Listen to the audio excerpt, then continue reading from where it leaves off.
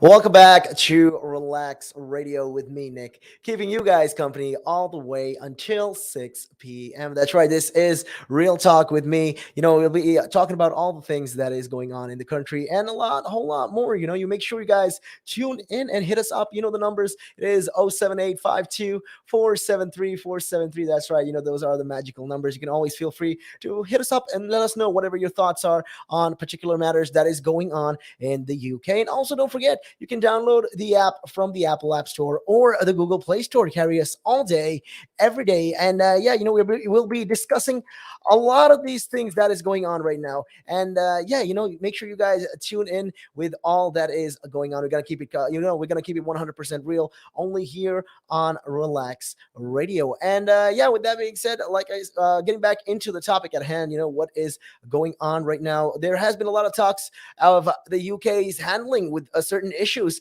and we're having talks about particular matters that is going on, and the social distancing issues are what are the social distancing rules and when they could end. That's right. We're going to be talking about that. And in case you guys are wondering, okay, what is this whole thing and when are we going to actually get over with this whole situation? Well, unfortunately, the UK right now, well, the government has decided that we are going to be in a lockdown for another 4 weeks. So restrictions are not going to be lifted anytime soon as of yet. But yeah, you can expect something in the future, in the coming of days. In the next coming of days, they will make sure that that the rules will change. So looking at a review at how long the social distancing might be needed, though, is the findings will influence decisions about lifting England's final restrictions, which is not likely to happen until the 19th of July. So what is this review looking at? So what are we actually looking at? What is the topic that is going on and being discussed on? Well,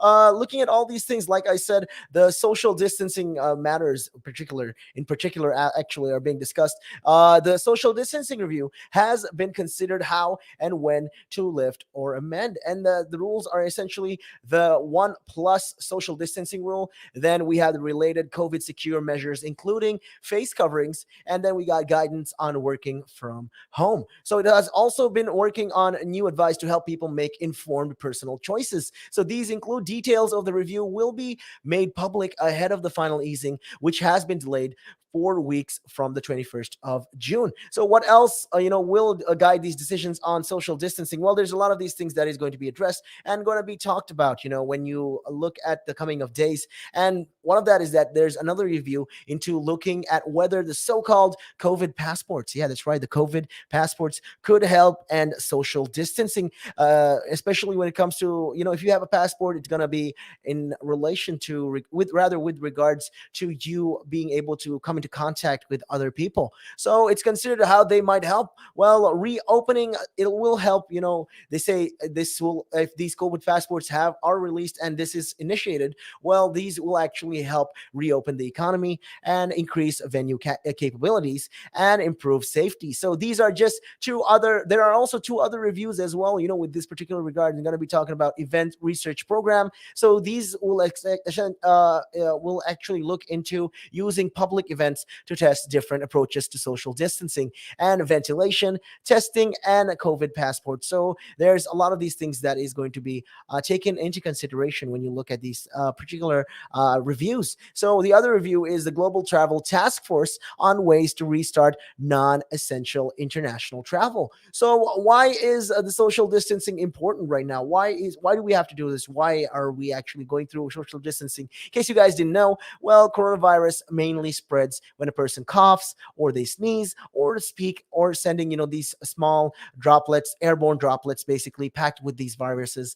into the air. And looking at all this, the further apart people are, the lower the risks of the infected spreading. So, I mean, you have to understand it from this point of view. The more distance that you keep between the person and you, the more likely the chances of you not getting the virus. But the closer you are, the closer you speak to the person, or you come into contact contact with this person, particular people who you don't even know are infected, well, the chances of you getting the virus are significantly higher then. So these are the reasons why we are social distancing in the first place. So what are the social distancing guidance? So what's this whole guidance about? Well, across the UK, there have been guidelines that have been set across by the government. So social distancing guidelines say you should be 2 meters, that is 6 feet apart from people you don't live with or bubble with. So if you don't live or bubble with these particular people, well, you will have to make sure that you stay 2 meters, that is 6 feet apart from these people. So there are exceptions though. So when you look at these things, there are definitely exceptions. So in England,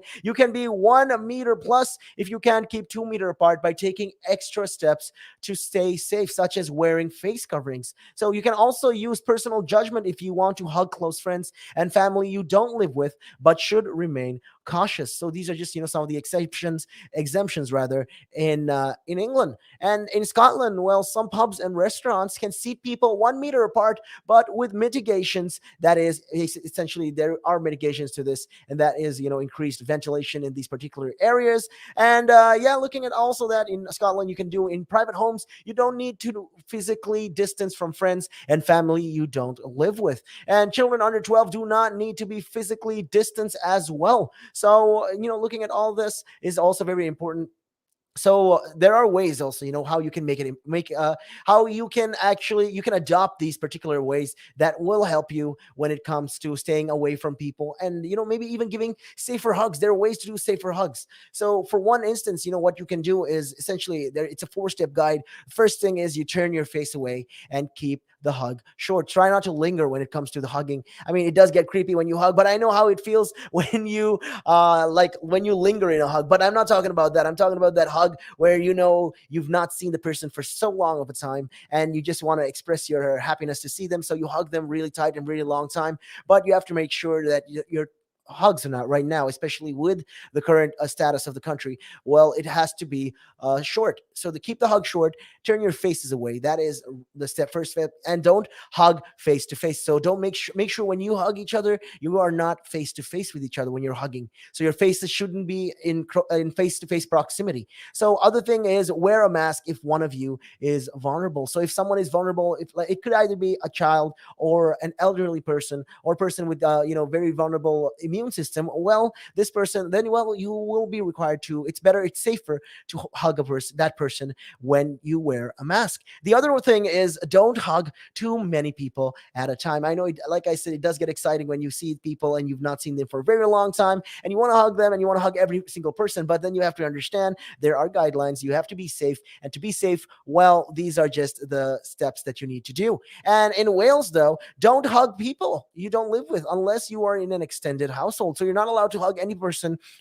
you're not with in an extended household. And physical distancing of less than 2 meters is allowed in certain business settings. So in certain business settings, well, you're allowed to have a 2 meter distance. And children under the age of 11 do not have to social distance amongst themselves or with adults that they have regular contact with. So if if these kids, they are in constant contact with with their adults or with other children as well, they don't need to really physically distance themselves from them. And in Northern Ireland, looking at the situation, well, their guidelines are a little bit more different. So you can be 1 meter apart in hospitality settings, in museums, in cinemas, and in other indoor attractions if extra precautions are taken, though. So that is one-way systems. You can be closer than 2 meters for some faith practices. That is also like communions, or when you go to church. Well, these are things you can do. You can be more closer than 2 meters for some of the for some reason. These are exemptions, right? So people who have been told to be cautious and careful about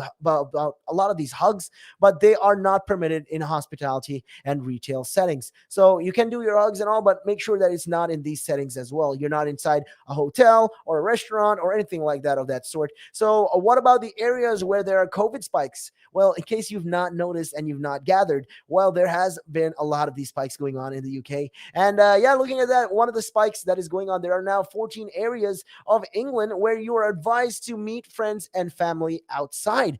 Keep 2 meter distance apart, or that is 6 feet apart from people you don't live or bubble with, and minimize travel in and out of affected areas. So these are the Bedford, Birmingham, Blackburn with Darwin, Blackpool, Cheshire East, Cheshire West, and Chester, the Greater Manchester, the Kirklees, the Lancaster, that is the county council area, the Leicester, Liverpool City region, that is the Halton, Knowsley, Liverpool, Sefton, St. Helens, Wirral, and the London boroughs of Hounslow, North, Tyneside, and Warrington. So these are just the couple of places that have been announced where there have been spikes, and yeah, you have to stay travel. You have to minimize essentially the travel.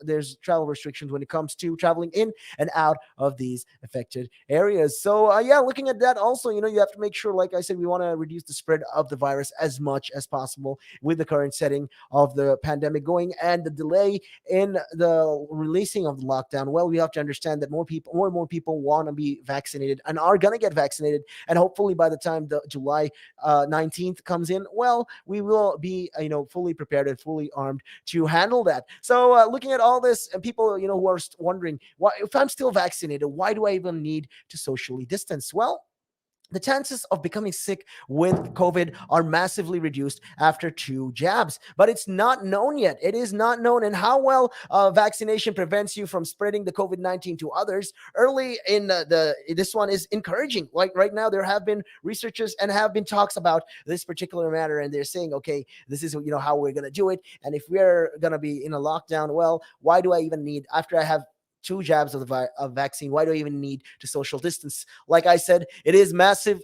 The chances of you becoming sick massively reduces after you get 2 jabs, but it's not known how well the vaccine will prevent you from spreading the COVID-19 to others. Early data is encouraging though, and how long the vaccines protect people and how effective vaccines are against new variants. So also, scientists are still learning how many people have to be vaccinated before populations can be protected. And do I still have to wear a face covering? Yeah, you have to, because you could be fined if you refuse to wear a face covering in many public places. Some people are exempt, though, including children under the age of 11. So, in case you guys are wondering whether I should still be wearing a mask even though I'm vaccinated, well, you should, because right now it's not about you having the vaccine, getting vaccinated. It's also about the others as well, the other protection as well. You have to understand that the world essentially doesn't just revolve around you. Just because you're okay doesn't mean the other person is. So make sure that if you want to stay protected, all you got to do is wear the face mask until the situation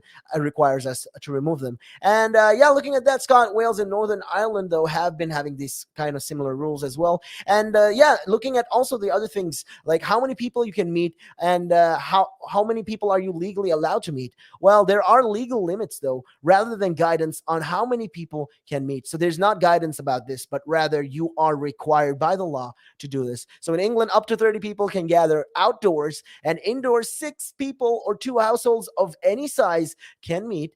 And yeah, children are included in head counts, and professional carers are not. Support bubble counts as 1 household. So in Scotland, in level 2 areas, 6 people from 3 households can meet indoors, or 8 people from 8 households outdoors. And yeah, these are just with the level, it depends on the level. And in level 1 areas, 6 people from 3 households can meet in private homes, and 8 people from 3 households in indoor public places, and 12 people from 12 households outdoors. So in level 0 areas, 8 people from 4 households can meet in private homes, 10 people from 4 households in indoor public spaces, and in 15 people from 15 households outdoors. So in all areas, under 12s do not count towards the total number of people or household meetings outside, but they do count towards household numbers indoors. So when it comes to outside externally, well, if you're gonna have you're gonna meet people outside, well, the children between the ages of 12, under the ages of 12 rather, are not included in this number. So in Wales, 6 people from 6 households can meet and in an indoor public space, and 30 outdoors, including private gardens. Household mixing inside private homes is not allowed except for support bubbles or extended households. So children under 11 are not included in head counts. This is the situation in Wales. And in Northern Ireland, well, 6 people from 2 households can meet in private homes. Under 13s are not counted. And if a household has more than 6 members, well, the number of adults indoors can be up to 10 people. So up to 15 people, including children from 3 households can meet outdoors in a private garden, and 6 people can meet at pubs and restaurants indoors and outdoors. So yeah, these are just some of the regulations and guidelines that they have been, yeah, that have been adopted right now in all across the UK, in Wales, in Northern Ireland, in the UK, and in Scotland. So yeah, make sure you guys follow through with this, and hopefully that you are safe and you stay safe and you do this as much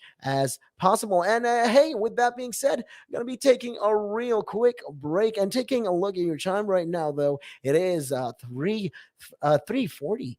Good evening. And it gives them something to look at, and it makes them laugh. It makes them laugh, so that's why I do it. Oh, and it could be a really good pickup line as well. Ladies who ask, "Hey, excuse me, so why are you wearing something so colorful?" I mean, hey, you can always have something up on your sleeve. I mean, got me thinking. You want to stand out. Why do you want to stand out though so much, especially with these kind of shirts when you're riding? There must be a purpose behind it, right? Well, when you say a purpose, Nick, what I do, I wear the shirts, mainly one because they're nice and bright, so they make me visible, especially if I'm riding on the road. Okay. I mean, yeah, that's very important, right? Because you want cars, yeah. Very important. And also, like, people see me in like calves, and perhaps I shouldn't be saying this on here, I suppose, but in the bar afterwards. All right. And it gives them something to look at, and it makes them laugh. It makes them laugh, so that's why I do it. Oh, and it could be a really good pickup line as well. Ladies who ask, "Hey, excuse me, so why are you wearing something so colorful?" I mean, hey, you can always have something up on your sleeve. I mean, you look like a guy who would do. You know me too well. You know me too well, Nick.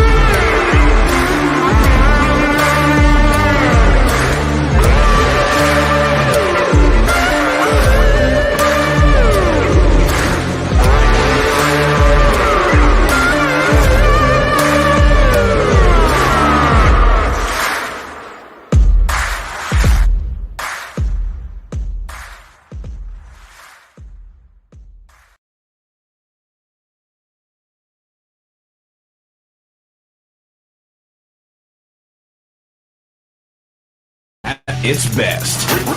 Relax Radio.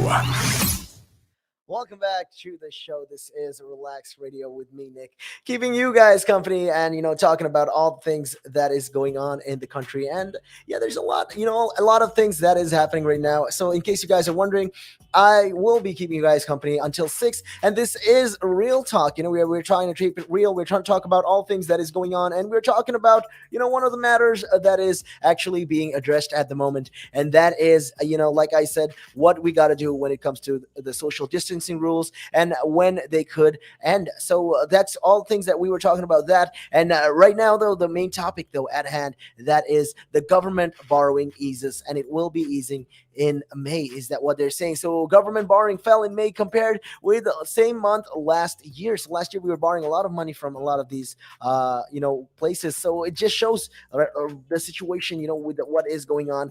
And yeah, with that regard, there has been talk about this. So borrowing is essentially with the economy in the recovery mode after lockdown measures have eased. Well, it has reduced so far. So borrowing is essentially the difference between spending and the tax income was 24.3 billion pounds. So official figures shows all of this, which was 19.4 billion pounds lower than May last year. However, the figures was the second highest for May since records began. So borrowing has been hitting record levels, with billions being spent on measures such as furlough payments. So there has been payments with that regards, and there has been talk, and there has been a lot of this situation, like I said, with that regards, and we are talking about this. Hopefully, this is something that can be addressed and will be addressed. Definitely will be addressed. And yeah, with that regards, we are going to be talking about that and a whole lot more. And yeah, looking at the situation, like I said, in the country, there has been a lot of these talks and a lot of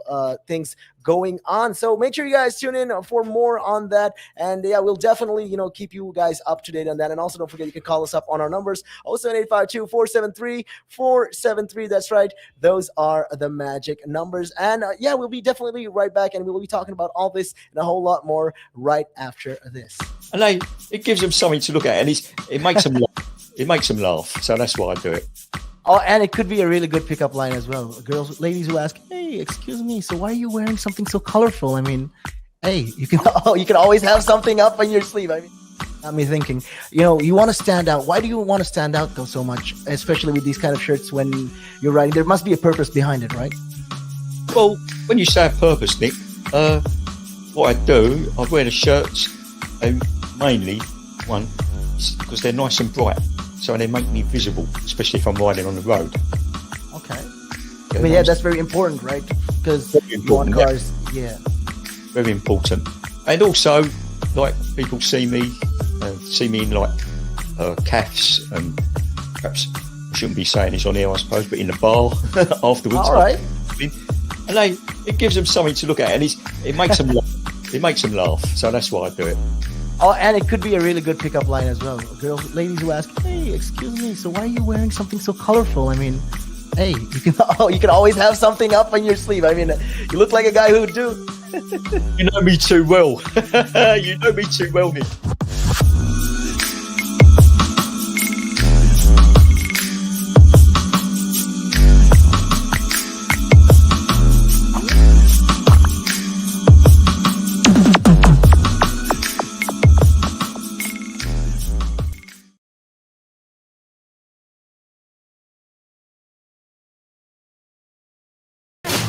More variety than you can imagine.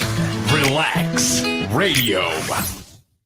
Welcome back to the show. This is Relax Radio, RELAKS. That's right. We're talking about all things that is going on right now in the UK and a whole lot more. We're talking about all things that is going on. And like I said, we were talking about how the government borrowing has been easing up in the country. Well, with that regards, there has been talk about all this, and it does show that the government has been borrowing even more or less. So, looking at the graphs right now, it has shown that, compared to last year's figures, well, the borrowing has decreased so far. So the huge amount of borrowing over the past year has now pushed the government debts to up to nearly 2.2 trillion pounds. That is over about 99.2% of the GDP, a rate not seen since the early 1960s. So the Office for National Statistics, ONS, that is the Office for National Statistics, have been saying that the estimates that the government borrowed a total of 299.2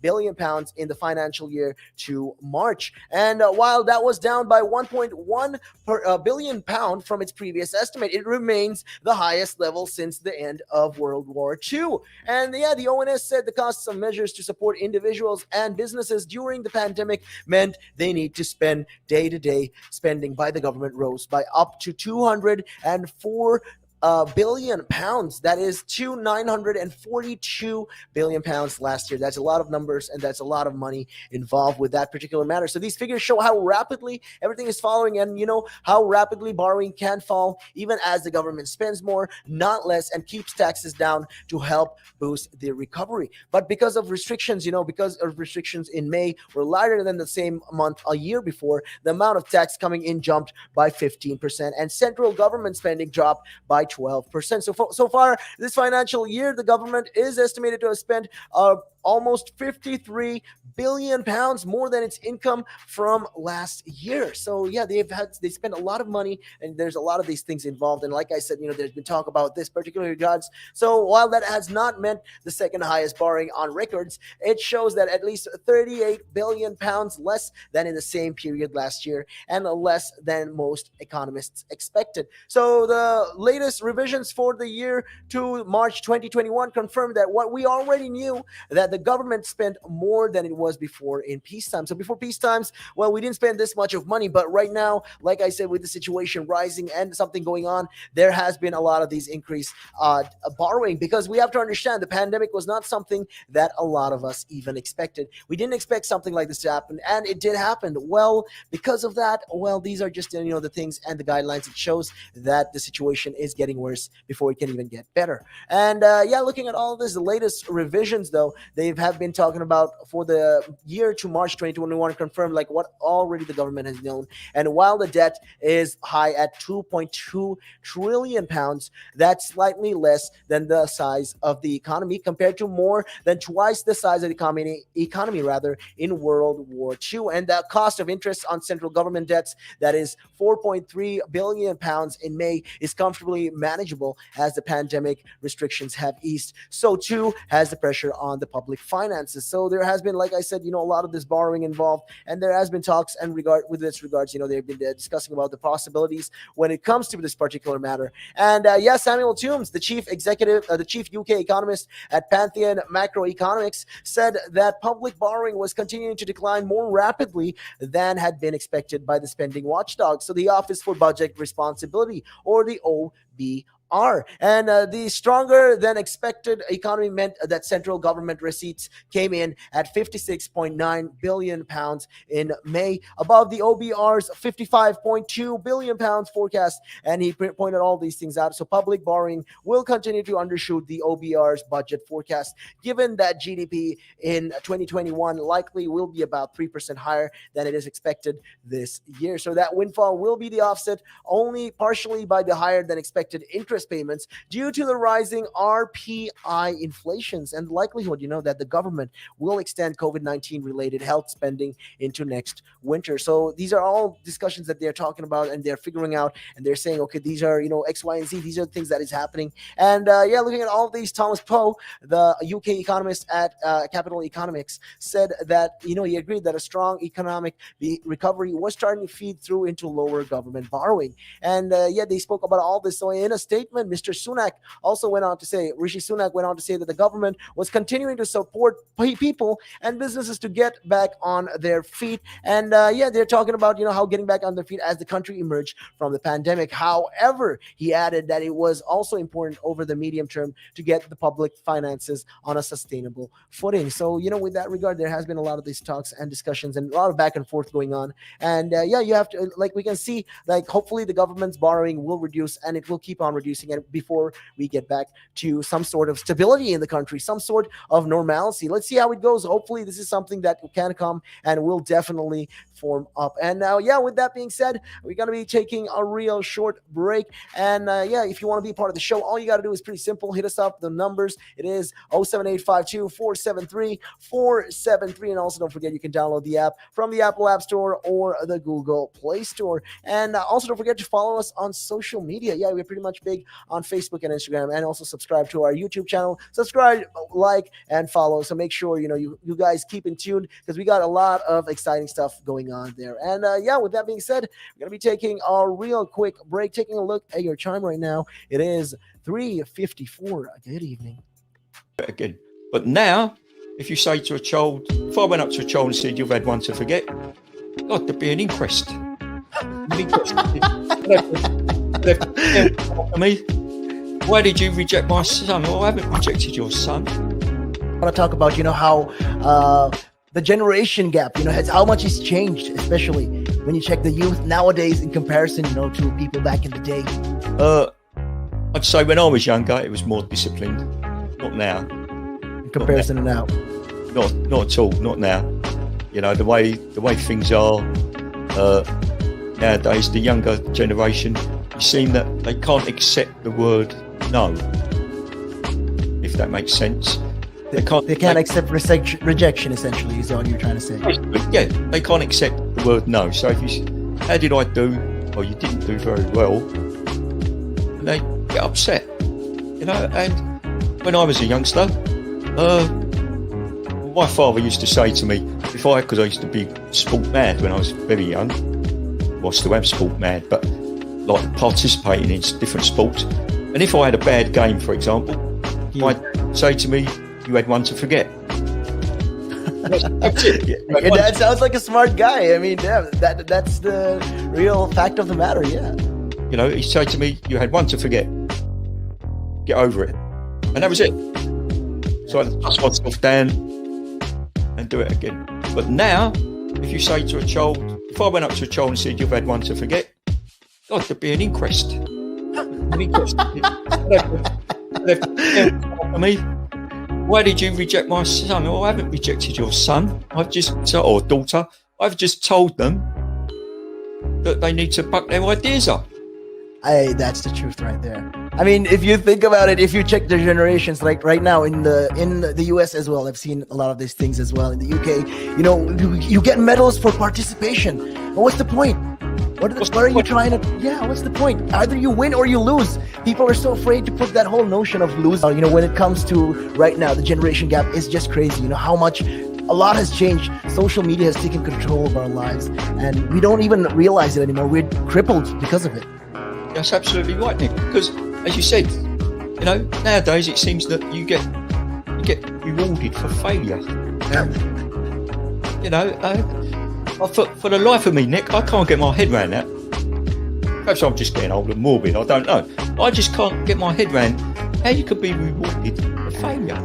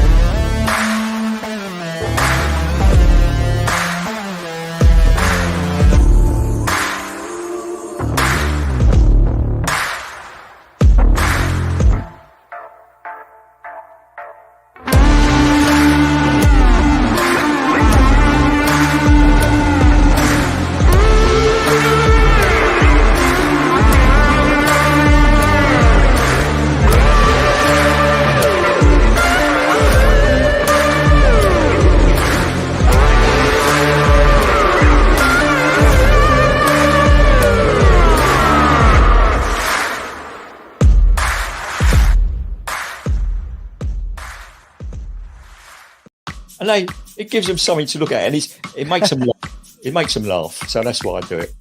Oh, and it could be a really good pickup line as well.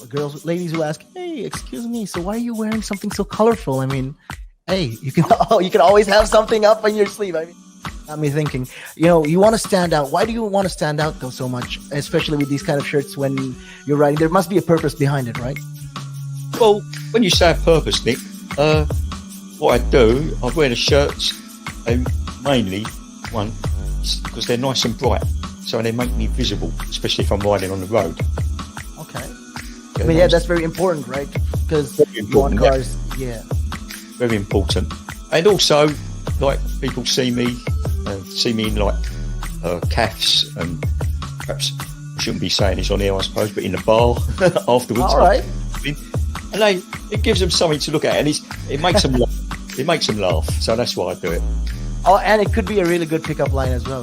Ladies who ask, "Hey, excuse me, so why are you wearing something so colorful?" I mean, hey, you can always have something up on your sleeve. I mean, you look like a guy who would do. You know me too well. You know me too well, Nick.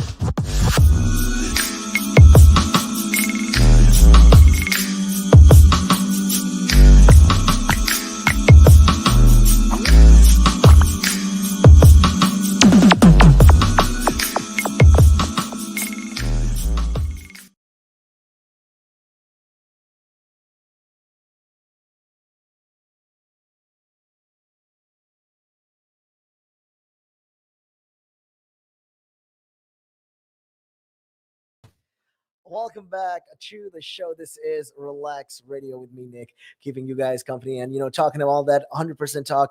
We're trying to keep it real right here at Relax Radio. That's right. We're talking about all the important things and what is going on actually in the UK and all the situation that is happening in the island. And there has been aim for double jabbed arrivals to avoid quarantine. Like I said, we were talking about that yesterday as well. And we said, how the government has been avoiding they're planning to make sure that everyone in the country are double jabbed. They get a double jab for everything. And they'll make it easier for people to travel. And they don't have to undergo these quarantines that is required of them right now. So these are things that they are planning and they want to do. And they are hopeful that they can bring it into the light. And these are just important topics that they are trying to get into. So the ministers are working on plans for quarantine-free travel from the amber list countries for people who are fully vaccinated. So if you've had the vaccine, you've had both doses of the vaccine, and you've gone to a amber list country, well, there's a possibility that you don't have to undergo quarantine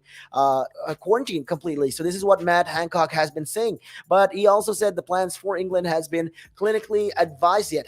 It's not been clinically advised. This is something that they are deciding that they want to do, that they might start in the near future. And he also went on to say, that the health secretary said the government was looking at plans to allow the vaccine to bring back some freedoms. So currently, travelers arriving from countries on the red or amber travel lists have to isolate for 10 days. So asked about all of these things by media sources as well, if the measures could be in place as soon as August, Mr. Hancock went on to say that we'll get there when it's safe to do so. And looking at all these things, right now, Trade Secretary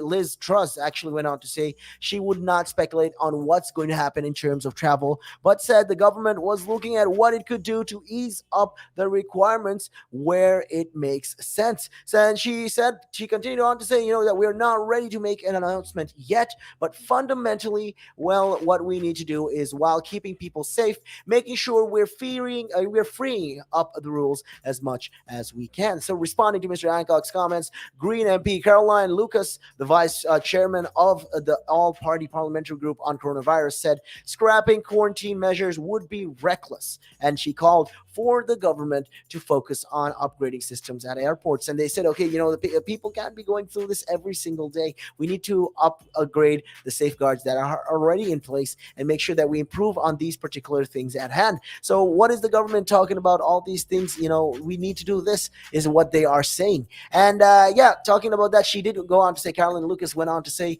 that the Delta variant, which first arrived here in the UK, precisely because of the inadequate pre-travel requirements and the health checks at these UK arrival halls, compounded by a lack of support and enforcement of mandatory quarantine. And she was talking about all these things, and it does make point, because if we were more prepared, if the government made sure that everyone, who came to these countries out of the UK, who are coming from out of the UK and coming to these countries, are not fully quarantined. They have to make sure that people are quarantined and they receive, whether they've had the vaccine or not, and they have to check, and they have to do analysis on these things, because this is the reason why, this whole thing blew out of proportion, and why we pushed our dates even more further. That's the problem at hand. So yeah, under the current rules for England, arrivals from the few green list countries do not have to quarantine, but most book a test for day 2 of their return. So those arriving from red list destinations must isolate in a government approved hotel for 10 days.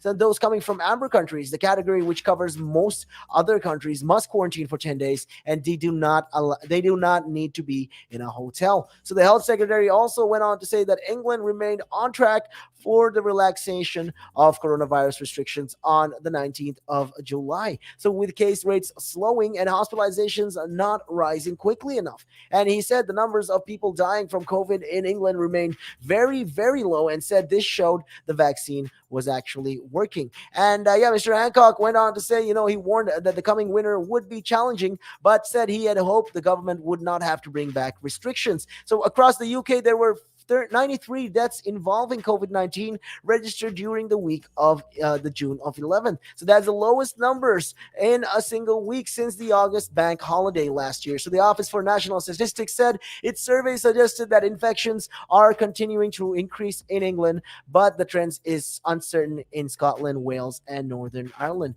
They say, okay, the numbers and right now it is at record highs. There has been an increased trend in the number of infections, but when you look at the whole of the UK, well, not the whole country is going through the same particular problem. So we'll have to find ways, and different ways to different safeguards that we'll need to adopt. And how are we going to handle this is more of a question on what the country and the government decides and plan to do with this. I mean, hopefully they can come up with a way, with an alternative that can actually, help support the people who are struggling from all these issues, and they can beat this particular problem. I mean, these are just, discussions that they are planning to do, and they want to do this as much as possible. And like I said, we want to avoid fiascos like how people came into, for example, Portugal, how Portugal was initially a green list country, and then from a green list country, it changed to an amber list country, and it inconvenienced a lot of travelers and holiday makers. And they were on a struggle path, because many of them had to rush back home before this was all called out, because they were afraid that they'd have to undergo quarantines. So this is one of the problems. The government needs to find ways and solutions to all of this. Instead of creating more questions, what we need to do is create more solutions, and hopefully they will find and figure out a way to come around from all of this situation. But let's see. Hopefully, we have our hope. All we can do is hope. And hey, like that, if you want to be part of the show, all you got to do is simple. The numbers. It is 07852 473 473. That's right. You can always feel free to call me, hit me up, let me know what you guys are doing. And it is a beautiful, beautiful, beautiful Tuesday evening right here. So make sure you guys keep it locked all the way until 6 p.m. This is Real Talk with me, Nick, and taking a look at your time right now, it is 4:08. Good evening. Climb Mount Everest. That is one of that's in my bucket list. You're laughing, but that is the facts right there. I'd love to do that. That is something I'm looking forward to do, hopefully. Climb Everest. Mount Everest. I mean, okay, not the very tip of Mount Everest, maybe the base camp at least. They're talking about mental health.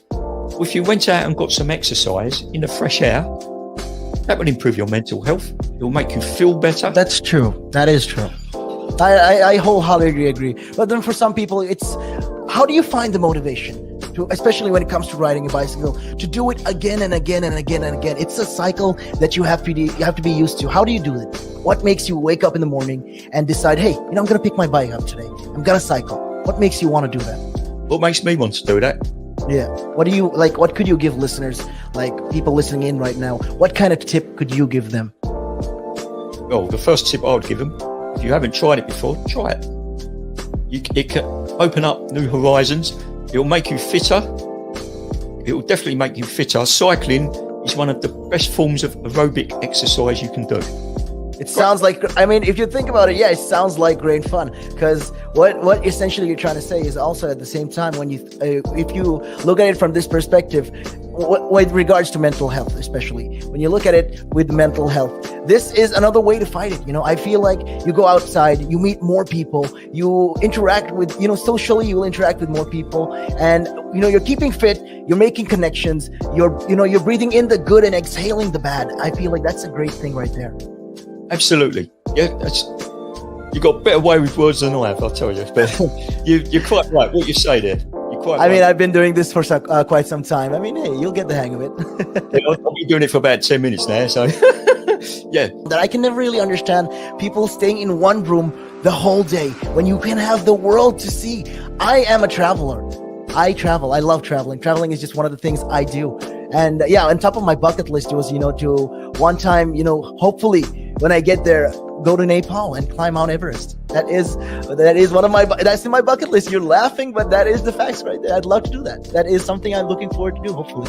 Climb Everest. Mount Everest. I mean, okay, not the very tip of Mount Everest, maybe the base camp at least. Base camp, yeah. At least. Would you be able to cycle there? Oh.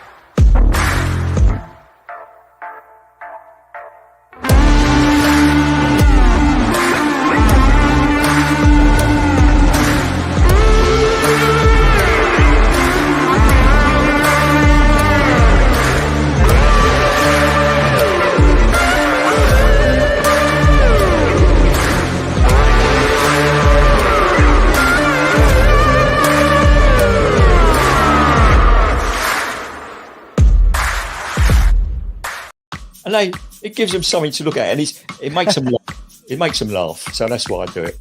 Oh, and it could be a really good pickup line as well.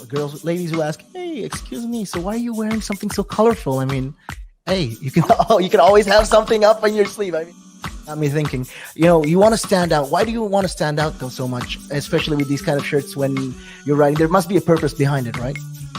Well, when you say a purpose, Nick, what I do, I wear the shirts mainly because they're nice and bright, so they make me visible, especially if I'm riding on the road. Okay. I mean, yeah, that's very important, right? Because you want cars, yeah. Very important. And also, like, people see me in like calves, and perhaps I shouldn't be saying this on air, I suppose, but in the bar afterwards. All right. And it gives them something to look at, and it makes them laugh. It makes them laugh, so that's why I do it. Oh, and it could be a really good pickup line as well. Ladies who ask, "Hey, excuse me, so why are you wearing something so colorful?" I mean, hey, you can you can always have something up on your sleeve. I mean, you look like a guy who would do. You know me too well. You know me too well, Nick.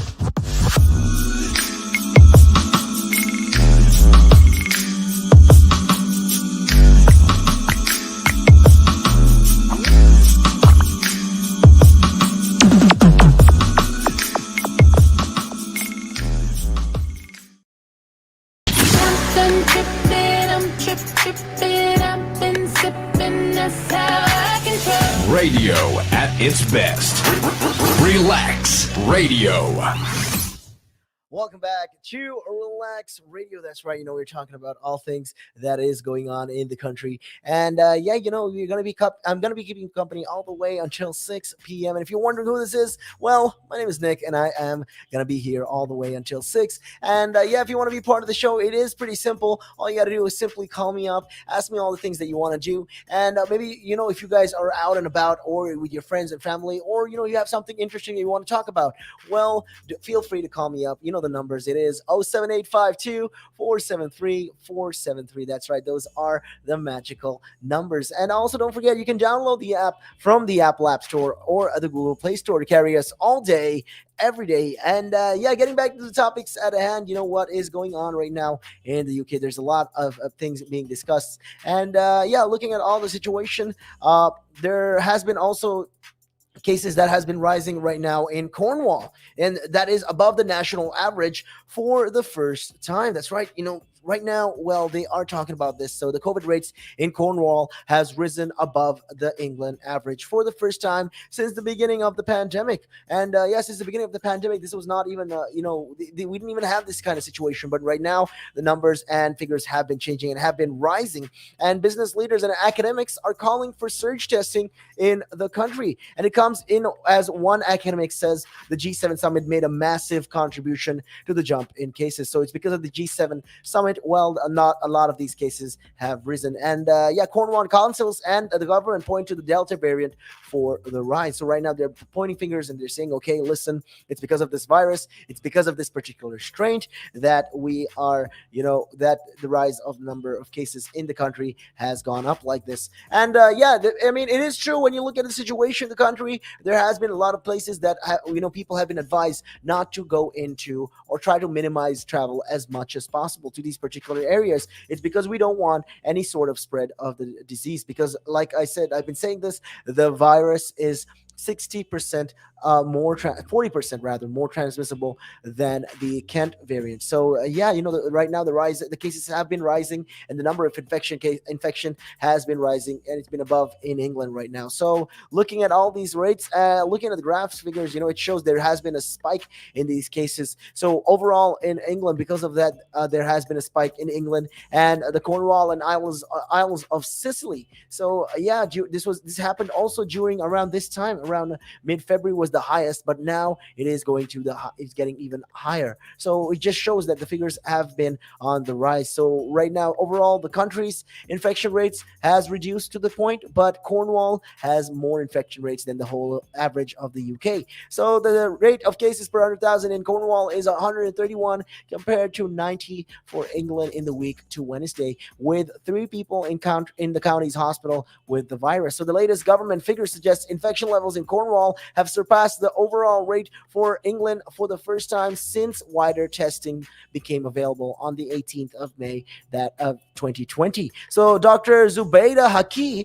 who sits on the Independent SAGE, a self-appointed shadow group of the government scientific advisory group, said residents in Cornwall needed protecting. And she went on to say that the government needs to act fast. Local public health officials need to act fast. We need surge testing. We perhaps need more vaccinations in those areas, but they need to stop being in denial, start taking responsibility, and start acting in the interest of Cornwall residents, businesses, and schools. So Dr. Haki said it was astonishing that the G7 summit took place in Cornwall and had a massive contribution in the increase in the number of cases. So because of the G7, they blamed it all on the G7 situation, and they said, okay, well, it's because of this particular reason why the number of cases in the country has been on a rise. And yeah, it's unavoidable because this happened, and now we are seeing a rise in cases that is astronomically more than it was average on average. So right now, Cornwall has more number of people infected than the whole of the UK, and that is just the whole of England rather. So looking at all of these things, like I said, Dr. Aki was talking about this, and she did blame the G7 summit for happening, and it's because of that the number of cases have been on a rise. But the Cornwall Council said there was no evidence to connect the rise in case numbers to the G7 summit. I mean, really, guys, I mean, come on. I think we know even better than that. I mean, just because there's no hard evidence, we know it's after the G7 summit that number of these cases have been on a rise. You will tell me, you will explain to me how that happens. And yeah, if you want to do, I mean, hell, you can always call me up. The numbers are 07852473473. Hit me up on those numbers and let me know what you guys think, whether they are just trying to cover up their little mistakes or boo-boos in short. So yeah, a spokesperson went on to say COVID-19 cases numbers are rising in Cornwall as they are across the country. So this is due to the new and more transmissible Delta variant, which is spreading more readily amongst the unvaccinated people in the 16 to 29 age range. So yeah, all these things are being discussed, and they have been talking about these things, and yeah, this is being discussed as as we go along in the country and the situation. So it shows right now, well, it's not as great as we think. The number has been rising and is rising. And because of that rise, well, there has been rise for concern as well. So with that regards, though, we have to see what we can do with, how we can overcome this kind of situation. And over the first time in the pandemic, Cornwall is experiencing higher levels of the virus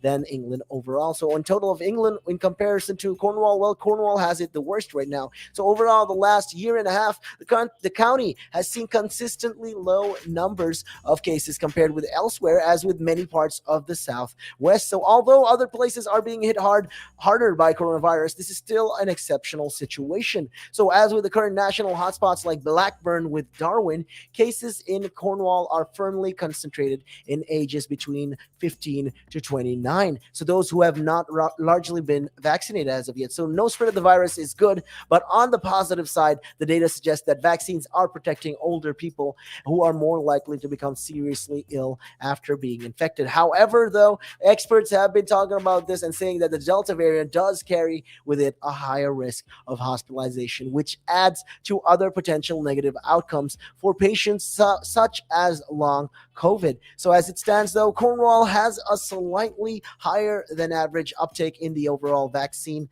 So we got all we got to do is we can watch, wait and watch and see how it goes and how the situation unravels itself. I mean, like I said, the number, because we've not expected these numbers of cases, and the G7 did happen very recently, just like a couple of weeks ago. And yeah, there has been, like I said, a rise in cases, and because of that, there has been Cornwall has actually seen a spike in the number of people who are having the virus. And yeah, I mean, it is attributed in one way or the other. It should be attributed to the G7 summit meeting. So yeah, with that regards, that is also that they'll have to look into this. There has to be an investigation with regards to this. And like I said, as it all stands, though, Cornwall has been having a slightly higher than the average uptake in the vaccine overall. But this has put a lot, put the area in a better position to guard against a new wave of hospital admissions. So the government said it was not aware of any transmission from delegates to local residents. And the government went on to say, okay, we didn't expect this. We didn't see any sort of people like delegates getting infected and spreading it onto the local residents. But there has been, like I said, how do you explain the rise in cases then? So in the week to Wednesday, there was 747 cases in Cornwall, 79 in areas around St. Ives, and nearly 200 in Falmouth, where the G7 Media Center was. So Kim Koshi from the Cornwall Chamber of Commerce said it would be disingenuous to say that the G7 had no impact. He blamed the rise in cases on the number of tourists, increased number of tourists as well. And he added, I would like to see a combination of surge testing. I'd like to see some idea of perhaps more vaccinations coming to holiday areas like Cornwall, so we can get all of our adults vaccinated in advance of the 19th July date. So this is something that they are looking forward to doing, and they're saying, okay, these are things that we need to implement as soon as practical. So Sherlyn McCory, the MP for Truro and Falmouth, accused those blaming the G7 summit of a scaremongering. And they said, Miss McCory said, and actually on Facebook, and she was talking about this, and she did talk about, and she said that despite assumptions and scaremongering circulating on social media, Cornwall Council's public health chief, Dr. Ruth Goldstein, has confirmed today that she cannot find a direct, definitive link to the G7 in the rise of the COVID cases in Cornwall. So Rachel Wigglesworth, the director of public health for Cornwall and the Isles of Sicily, also said, the cases had been rising since restrictions were eased on the 17th of May, and then over half term, with 18 to 30-year-olds particularly affected. She said proactive testing prior to the G7 summit and an outbreak at a university contributed to the numbers and the rising cases. So this is really unfortunate. They can say there's no direct link. They can say all these things because, they can talk all these hypotheticals, but we all know the real answer. Come on, let's be honest. The G7 summit happened, and then boom, there's a rise in cases. How do you explain that?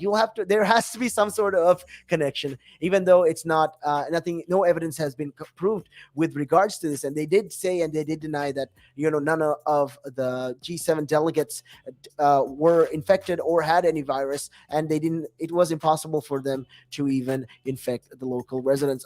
Like I said, these are all speculations they're talking about. Hopefully they will come with something more substantial and they can look into this. But hey, with that being said, if you want to be part of the show and if you think there is something going on, well, hit me up. The numbers are 07852-473-473. That's right. Those are the magical numbers. And also don't forget, you can follow us on Twitter. Also check us out on Instagram as well. You're pretty much big on social media. We're pretty big on Facebook, and subscribe and like and follow our YouTube channel as well. And hey, with that being said, we're going to be taking a real short, quick break, and we will be right back after this. Taking a look at your time right now, though, it is 4:26. Good evening. Again, but now, if you say to a child, if I went up to a child and said, "You've had one to forget," God, there'd be an inquest. Me. Why did you reject my son? Oh, I haven't rejected your son. I want to talk about, how the generation gap, how much has changed, especially when you check the youth nowadays in comparison, to people back in the day. I'd say when I was younger, it was more disciplined. Not now. In comparison to now. Not at all. Not now. The way things are nowadays, the younger generation, you seem that they can't accept the word no, if that makes sense. They can't accept rejection, essentially, is all you're trying to say. Yeah, they can't accept the word no. So if you, how did I do? Or you didn't do very well, and they get upset, And when I was a youngster, my father used to say to me, because I used to be sport mad when I was very young. Well, I still am sport mad, but like participating in different sports. And if I had a bad game, for example, I'd say to me, "You had one to forget." That's it. Your dad sounds like a smart guy. That's the real fact of the matter, yeah. He'd say to me, "You had one to forget. Get over it." And that was it. So I'd dust myself down and do it again. But now, if you say to a child, if I went up to a child and said, "You've had one to forget," God, there'd be an inquest.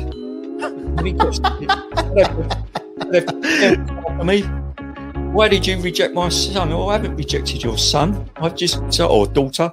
I've just told them that they need to buck their ideas up. That's the truth right there. If you think about it, if you check the generations, like right now in the US as well, I've seen a lot of these things as well. In the UK, you get medals for participation. But what's the point? What are you trying to? Yeah, what's the point? Either you win or you lose. People are so afraid to put that whole notion of losing. When it comes to right now, the generation gap is just crazy. How much a lot has changed. Social media has taken control of our lives, and we don't even realize it anymore. We're crippled because of it. That's absolutely right, Nick. Because as you said, nowadays it seems that you get rewarded for failure. For the life of me, Nick, I can't get my head around that. Perhaps I'm just getting old and morbid, I don't know. I just can't get my head around how you could be rewarded for failure.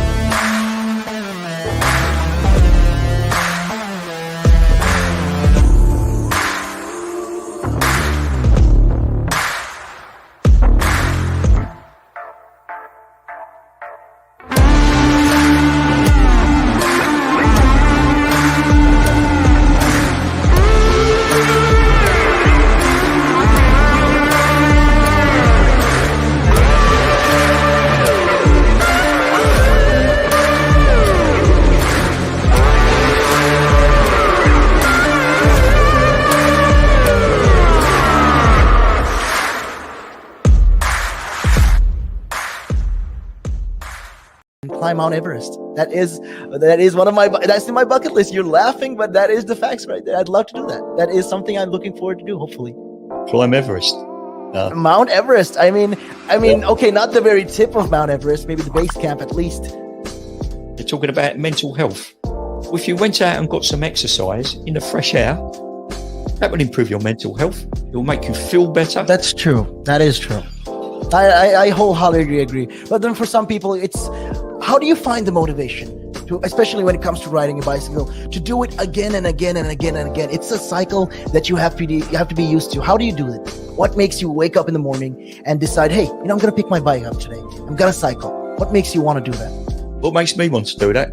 Yeah. What do you like? What could you give listeners, like people listening in right now? What kind of tip could you give them? Well, the first tip I would give them, if you haven't tried it before, try it. It can open up new horizons. It will make you fitter. It will definitely make you fitter. Cycling is one of the best forms of aerobic exercise you can do.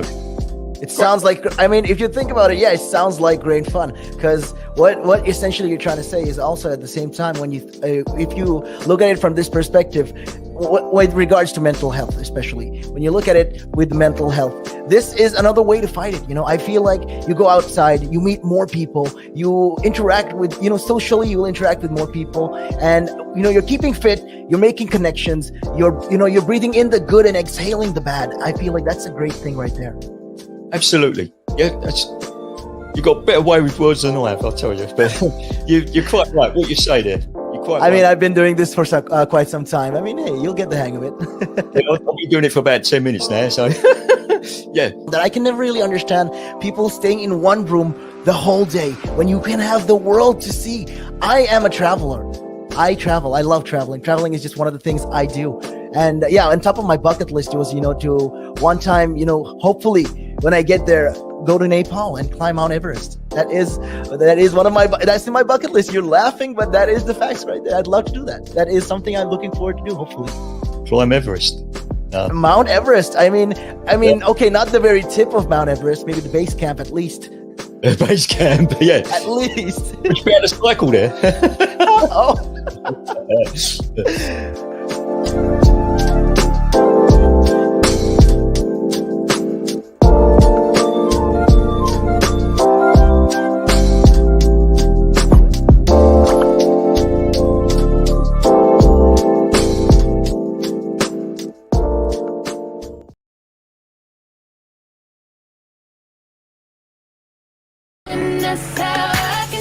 Radio at its best. Relax Radio. Welcome back to the show. This is Relax Radio. And yeah, I'm Nick, and I'm keeping you guys company all the way until 6. And we are talking about all the things that is going on in the UK and yeah, across the globe, and all the situation that is going on and being addressed right now. And yeah, looking at the situation in, how the right now there has been a lead, it still exists. So petrol lead rather still exists in London after 22 years after the ban. So there has been a lot of this lead, being talked from. Some lead from these petrol persists in London air despite it being banned back in 1999. So researchers have been suggesting all this. So levels in the capital, and yeah, they have been talking about all these things, and they were discussing about this particular matter, and they have been, it's being addressed at this moment, and they showed, okay, the levels in the capital atmosphere has dropped drastically since lead additives were phased out and met current UK air quality targets. So the reason why this is of concern and why this is, being important is right now the UK is, there have been places like the greater Manchester and Manchester area, and then we have places that are actually, implementing this new thing where it's called the clean air zones, where you're going to be, indicated with all these things. So it shows that we are getting closer towards our goal of coming to our net zero emission. Yeah, that's the plan in the country right now. That has been talk in the country, and we have been, we are doing and striving our best to make sure that becomes a possibility. So for that to happen, well, these are things that we have to address, and yeah, just one of the reasons why this is being addressed at the moment, and why this is such a big situation at hand. And yeah, with that regard, though, there has been talk. There has been a lot of these things being talked about. So researchers by Imperial College of London found airborne particles are still highly lead. A lot of this lead enriched compared to natural background levels. So a lot of this lead is a problem, and up to 40% comes from the legacy of leaded petrol. This is what the study found. So 40% of this 40% of the lead found that we find nowadays is because of this petrol-leaded petrol petrol that we used to take back in the 1999s. So it was after that restriction only that we started using very more less of these additives. And researchers said this highlights the long-term persistence of contaminants introduced by human activities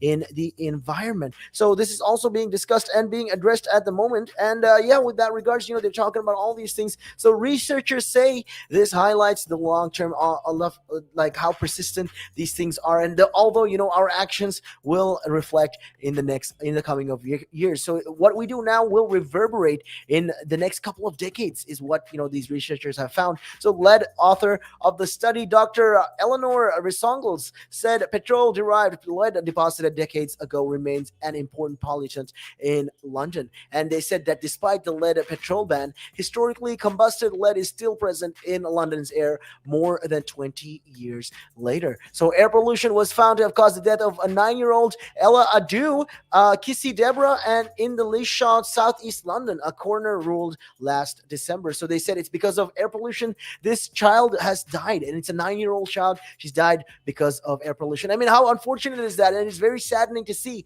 So looking at all these things, this news that the historic pollutants are still in the atmosphere will certainly come as a shock to a lot of people in London. And a lot of Londoners, are worried about this, and they're they're still figuring out how this is even there, how it's still present even to this day, and it's being discussed. Why is it still there? And they want to know, okay, wow, I mean, we did all the things that we needed to do, and we still have a rise in lead. And how are we going to prevent this? How are we going to stop this? So, looking at all these things, air quality has gradually gone up the political agenda. So, right now, the political agenda wise, if you look at the situation, like I said, it's being discussed, and they are taking more of an important stance in this regards. And they're saying, okay, right now we want to focus on net zero emissions. How are we going to do that? And now we have to take a look at the environment. And yeah, I mean, they were looking at all the air quality and all this, and they said this will probably reinvigorate the attempts to clean up London's air. But the ultra low emission zone scheme, or the ULEZ zones,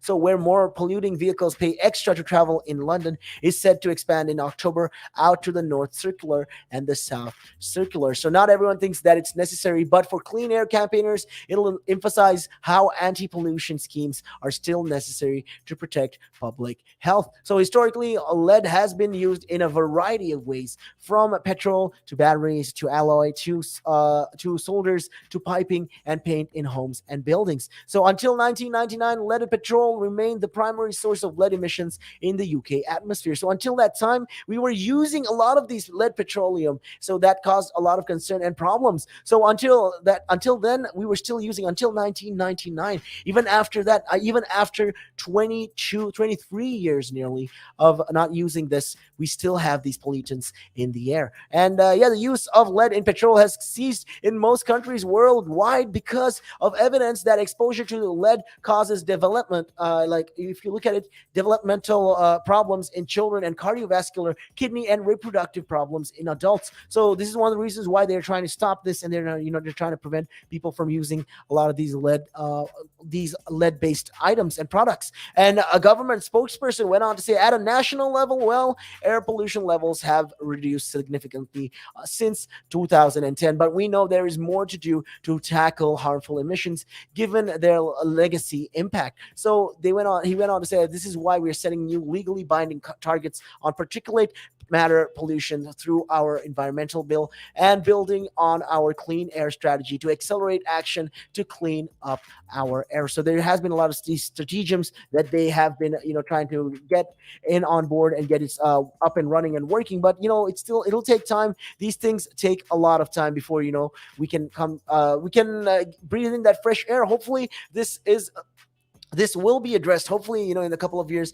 this will subside, what with the introduction of electric vehicles and all of that. I mean, this is something that, this is something that's really important, and it will speak in volumes when we get there, when we get to that point. And yeah, these are just, important things and important progresses that the people like us in the UK, we will have to do. So like I said, in London right now, the lead is at an all-time height, still there. The pollutants are still in the air, and yeah, we're breathing in harmful, a lot of these harmful air pollution. So, I mean, look at the situation. A 9-year-old child died because of air pollution. I mean, that is how bad it can get. So these things are happening, and these things are the real deal of what is going on in these particular places, in the country. Like I said, London is just an example. There, if you take wider areas around the world, well, these are just some of the most important things that is going on, and they will have to find ways to handle this, and hopefully find a way to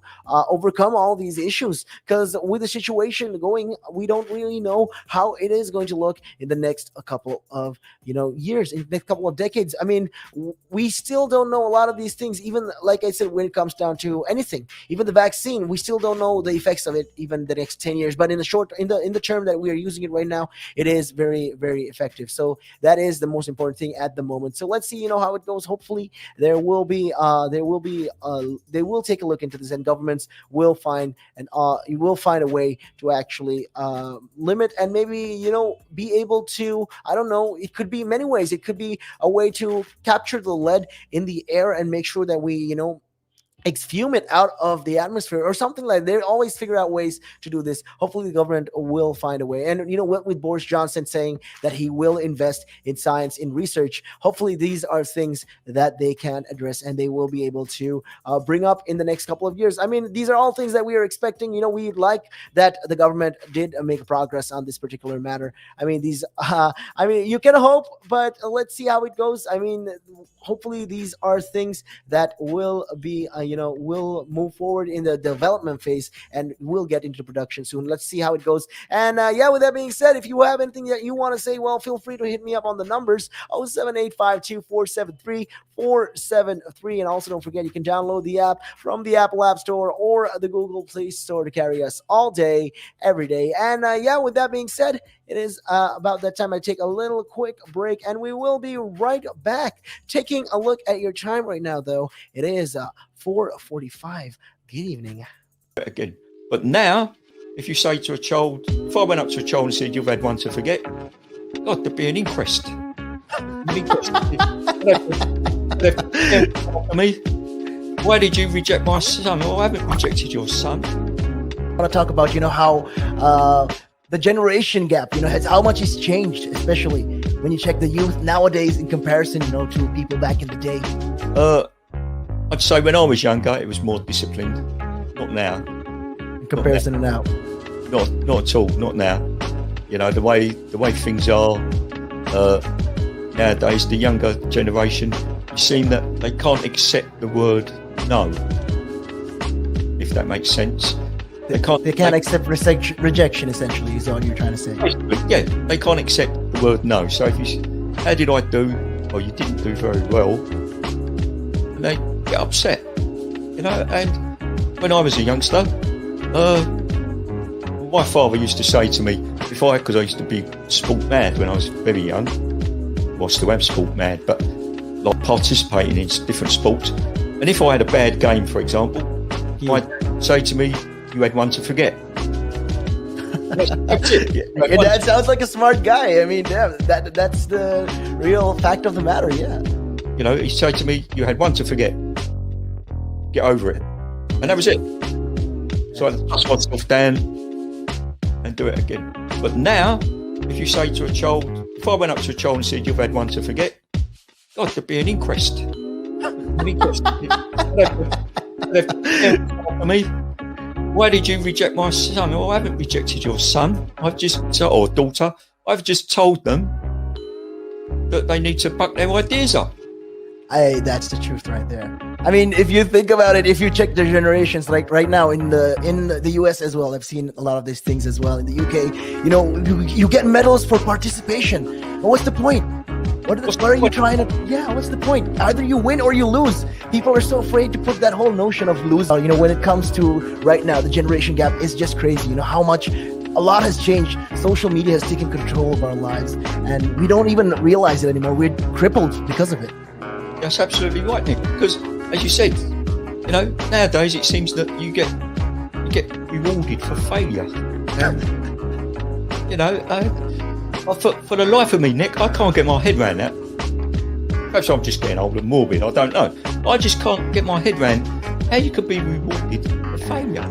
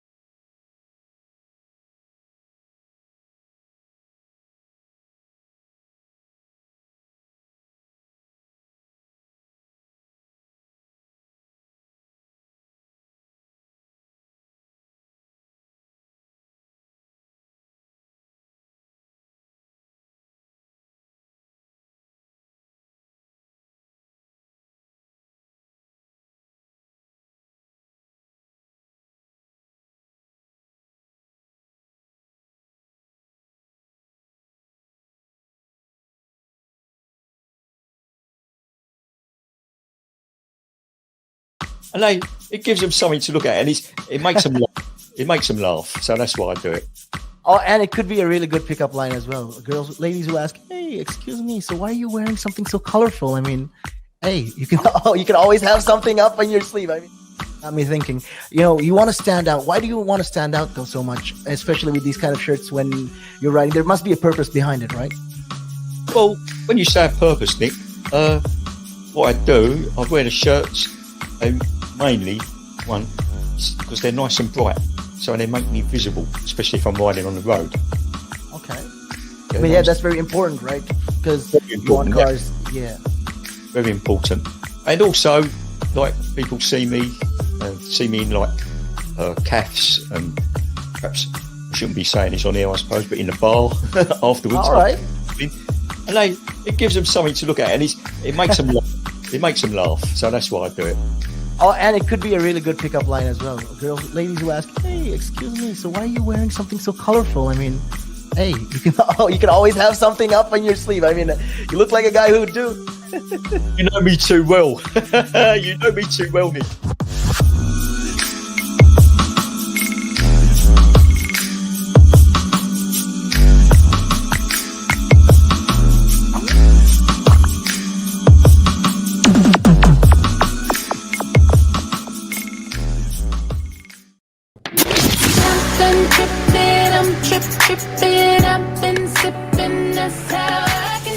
Radio at its best. Relax Radio.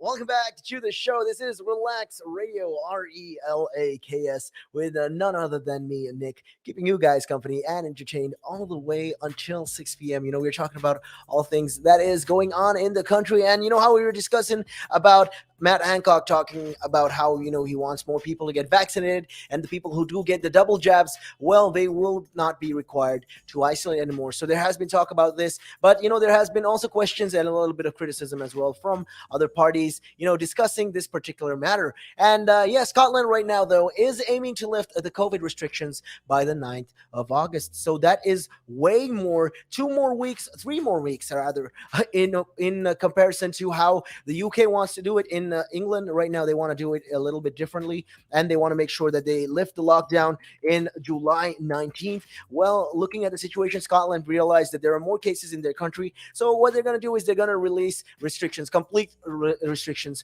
by the 9th of August. So these are things that they are trying to do right now. So Scotland is aiming to remove all of its major legal COVID restrictions in early August. So the country's first minister has made an announcement about this. And Nicola Sturgeon went on and she was talking about how she confirmed lockdown easing would be paused for 3 weeks to allow more time for people to be vaccinated. So they're saying, okay, till the 9th of August, we're going to give more and more people the chance and the opportunity to get themselves jabbed by the vaccine. So this is very important because you have to realize, this is, in a way, this is smart decision making, because what we got to do is we got to increase the time frame. There will be a time window where, from this point on until the 9th of August, we will get people vaccinated, more and more people vaccinated. The chances of getting more and more people vaccinated will be relatively higher. And because of that, inadvertently, what is going to happen is the number of cases in the country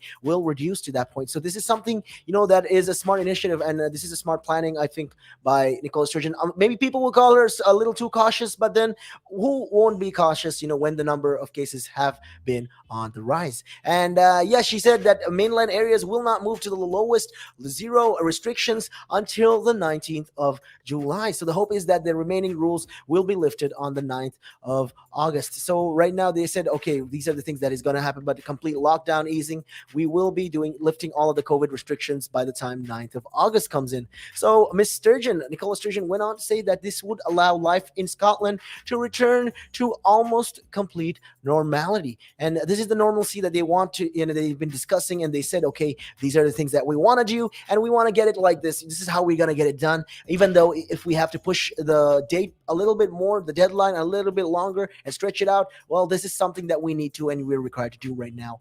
But the government will not advise an immediate return to full office working on that date, and people will still be required to wear face masks in some settings. So in some certain settings, well, you will still be required to wear your face mask. So Scotland right now has recorded 2,167 new cases on Monday. So that is the highest daily total since the peak of the second wave back in January. So with the country said to have the highest rate of the virus in Europe last week. So looking at all these things, the new daily case rate in Scotland is 7 times higher than it was in early May, and 40% higher than last week. So with Ms. Sturgeon saying the faster transmitting Delta variant is now dominated. So right now, the dominant or if you look at the charts and if you look at the rates of the cases in the country, well, the most dominant virus right now is the Delta variant. That is the Delta COVID variant, initially first discovered in India. So this is the most dominant cases of in the country right now. And what we're trying to do is we're trying to avoid any surge, any sort of spike in cases. And to do that, I mean, the longer the restrictions will be lifted, the longer time it will take to lift the restrictions, well, the better chances for us, because what we can do in that meantime is make sure that we still comply with the social distancing rules and wearing face masks and avoiding, the social contact, and also making sure that a lot of more of our people get themselves vaccinated. So that's very important right now because we really need that at this point. We really need that win. So the first minister said the vaccination program was breaking the link between the number of positive cases and the number of people being hospitalized and dying. So the government's original route map out of lockdown would have seen the whole of Scotland move to level 0, the lowest point in the 5-tier system of restrictions from next Monday. But this has now been pushed back to the 19th of July and the same date as measures are being planned to be lifted in England. So the island communities such as Orkney, Shetland, and the Western Isles are already in level 0. So, like I said, these places, Orkney, the Shetland, and the Western Isles are in the level 0. But with the mainland areas in level 1 as of yet, and level 2 of the country's 5-tier systems of restriction. So the rest of the country, well, they're in either 1 or level 2. But in these particular 3 areas, right now they're at level 0. So that shows that those places are the most safest to travel to at the moment. So some minor changes, though, will be phased in sooner. So removing staff and suppliers of wedding services from the cap on the numbers at services from Monday, and allowing live entertainment at receptions, and also allowing people from more than one household to help carry a coffin at a funeral. So the move to level 0 will increase the number of people who are allowed to meet up indoors, cut the requirement for physical distancing indoors from 2 meters to 1 meter, and increase the number of people allowed to attend weddings and funerals to up to 200 people. So that's a massive improvement. Like I said, these are astronomical signs that we are improving. We're getting there. We're getting back to the point of normalcy. So Ms. Sturgeon said that this would be a significant step back to normality, but said she wanted to move beyond level 0 as quickly as it is prudent to do so. And she's saying all these things, and she said, okay, we want to get there as fast and as soon as practical. I mean, if we can get to that point where we can get back to normality, that's a great win. That is something that we need, and if we can do that as soon as possible, well, all the more better. So she said the major remaining legal restrictions could be lifted by the 9th of August. So right now, we have a lot of these legal restrictions as well. So all of these will and can be lifted by the time 9th of August comes in, marshalling all of that. So this will show and signal a return to some sense of a complete normality in our day-to-day lives, is what she did say. She went on to say all these things. And Sturgeon also went on to say that we will consider and make a final assessment nearer the time of whether, as we hope, this could include the lifting of the legal requirement to physically distance indoors as well as outdoors. However, though, she has warned that some measures, including the use of face masks and coverings in the shops and in public transport, and rigorous and regular hand washing, would be needed at least for a period. And the First Minister said there should be appropriate phasing of the return of workers to offices after the 9th of August, saying the government would encourage continued support for having home working where it is possible, and And all adults in Scotland will have had at least one dose of a vaccine by the time 18th of July, with everyone in the 40 to 49 age group due to have had both doses by a week later. So by August 20, well, all 30 to 39, actually right now, 30 to 39-year-olds will have had at least a second dose, with everyone over the age of 18 to have two doses by the time the 12th of September hits. So this is the whole plan. This is the whole thing that they are planning right now. This is the whole goal and the aim and the set that they're trying to do, and they're hoping this is something that we can do. And let's see how it goes, though. So Miss Sturgeon has been saying all these things, and these are the ambitions that she has set forth. And she went on to say, though, but if you look at all the things, though, Miss Sturgeon has been facing a lot of questions on her statements from opposition leaders at Holyrood. So where MSPs are due to debate on an extension of emergency powers in 2022, in Scottish Conservative leader Douglas Ross welcomed progress with the vaccination program, and that we have more of an indication of when we will be free from restrictions. And he did continue to press on, and he pressed Miss Sturgeon for more details about what measures would be continued after the 9th of August, including whether we should still be required to wear face masks in offices and schools. And Miss Sturgeon said the legal requirement for physical distancing could be removed from that point. So at that point, she figured, okay, this is what we're going to do. We can make sure we can lift a lot of the restrictions and the easing of all these things. At that point, we can decide all of these things, because, there is still time with regards to that. And they did say, though, that at the moment, the legal requirement for physical distancing could be removed at that point, but in some settings, certain settings, in certain circumstances and places like schools, masks need to be worn for at least a bit more longer. I mean, she did say that, we have to extend this, and it will be required to wear these masks as much as possible until, we can make sure and determine the fact that the spread of the virus has reduced and has been broken. The link has been broken between the number of cases rising and the number of people getting vaccinated and hospital admissions. So Scottish Labour leader Anas Sharwar said we must make sure the last lockdown really was the last lockdown, calling for clearer messaging and protocols around financial support. So, I mean, these are things, like I said, the furlough scheme has been planned until August. So the plan is to get most of the people, if people don't have jobs, well,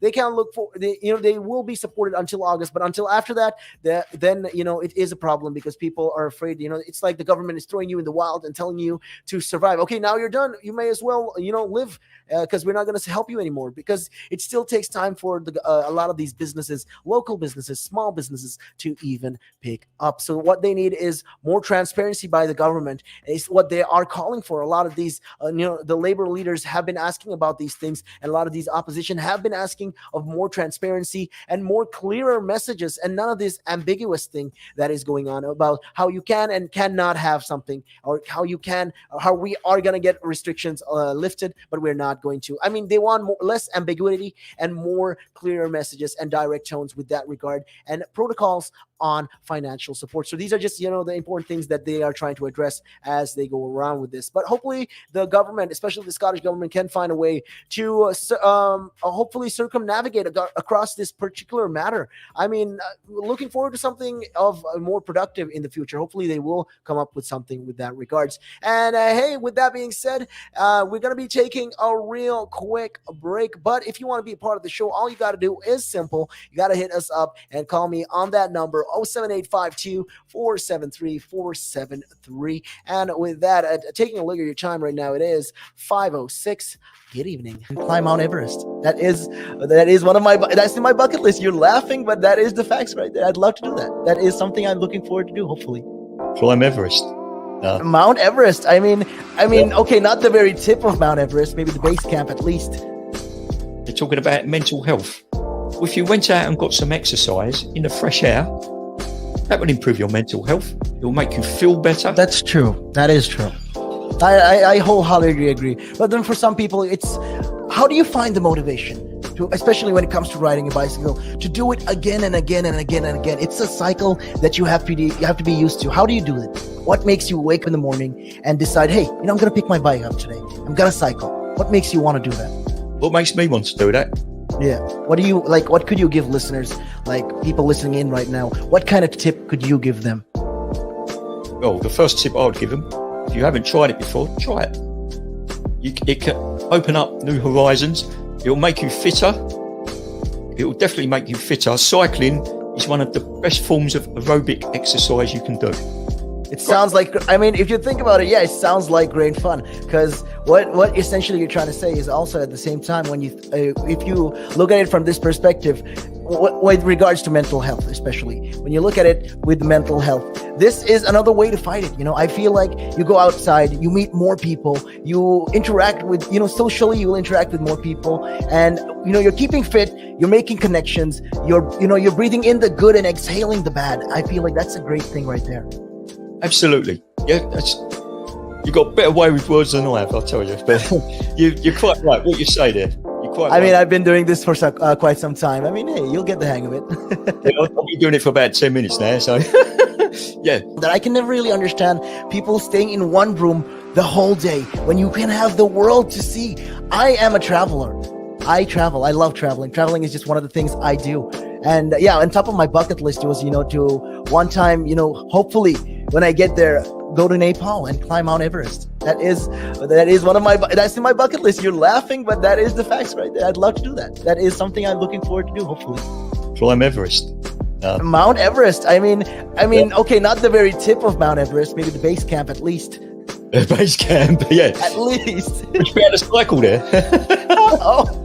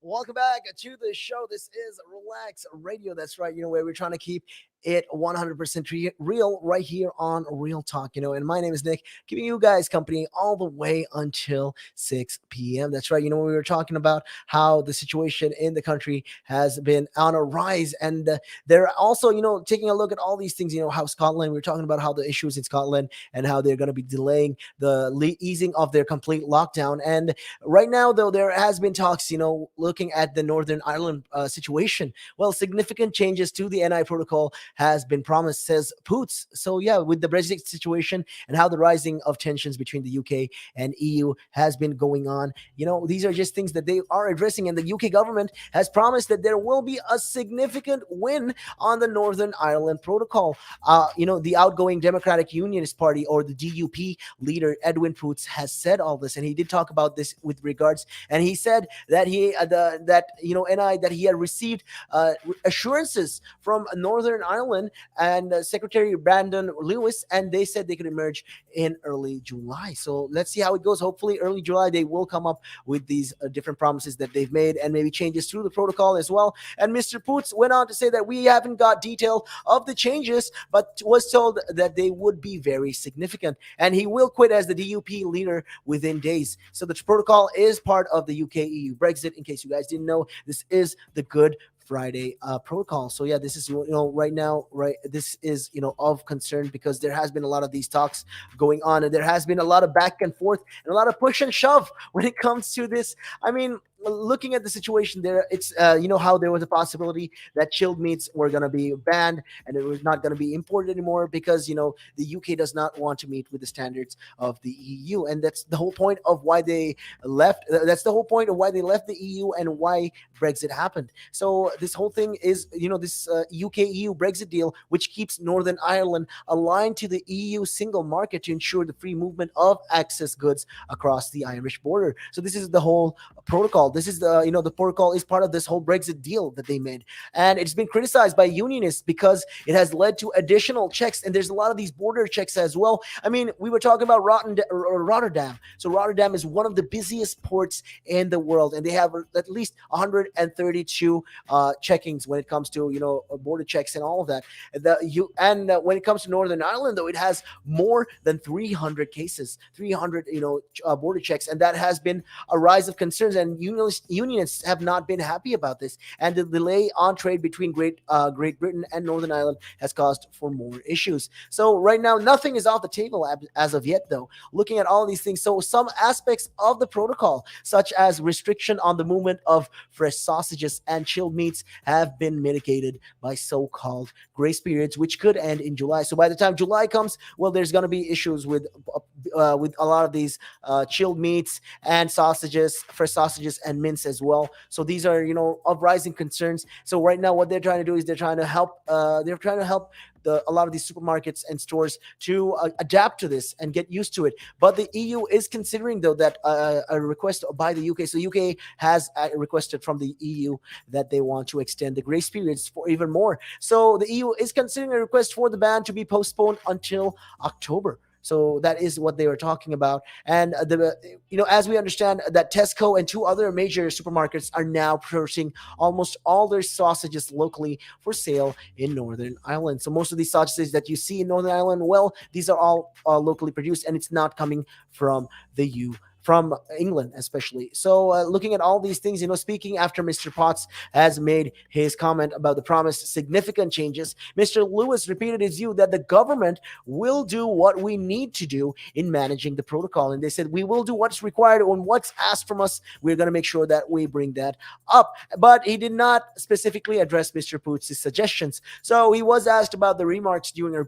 debate in the Commons on Tuesday afternoon. And he said he was conscious of challenges for consumers and business posed by the protocol, and that the government would not allow that to continue. And looking at all these things, he went on to add also that we want to get this corrected so that consumers and businesses can continue to function as a full and integral part of the UK. And we take nothing off the table in that regard, but we want to work this through with the EU first. So the UK and the EU's officials have engaged in months of technical talks aimed at simplifying the operation extension of the protocol. So there has been a lot of these talks between EU delegates and UK and EU officials. They've been talking about this, and they were getting to the point where they are looking for a compromise, because when you look at it right now, it's not really, it's more of a black and white, but what we have is a gray zone when it comes to the sausages, because it's not really specified in the protocol. But now they are doing that, and now they're saying, okay, the whole point of why this whole thing escalated as it is, I mean, Brexit aside,